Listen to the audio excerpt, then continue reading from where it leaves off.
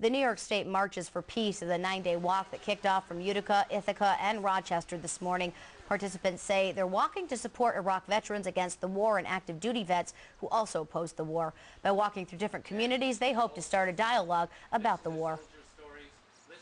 You start conversations when you're going through towns and meeting people whose views may or may not agree with yours, and conversation is what it's all about. I think it's an opportunity for walking democracy. We have an opportunity to check in with some of the rural districts in New York State.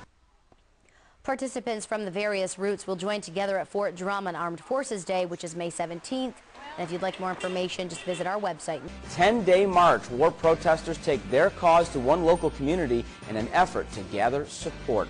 Good afternoon, everybody. The New York State Marches for Peace are underway in several cities and communities across the state, including here locally. Early this morning, walkers left Clinton for the Utica leg of the march. News Channel 2's Evan White was there. He joins us now live from the newsroom with details on your top story this Thursday afternoon. Evan, good afternoon.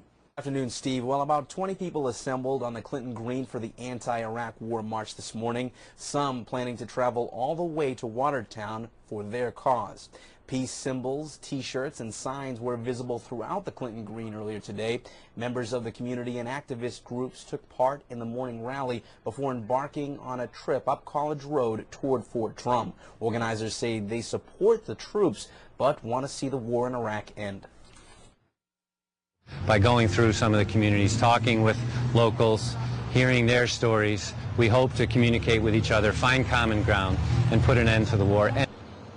We should also mention that several of those who started on the march this morning broke off from the crowd after walking just a couple of blocks. The statewide march is expected to wrap up on March 17th for Armed Forces Day. A community festival is scheduled for that day with other groups who are also against the war in Iraq. Steve? All right, Evan, there's a couple other marches going on in different parts of the state, and they're all going to converge in Fort Drum on May 17th. Isn't that? That is correct. All yes. right, so it'll be a long march from now to May 17th. All right, Evan White with our top story new this noon.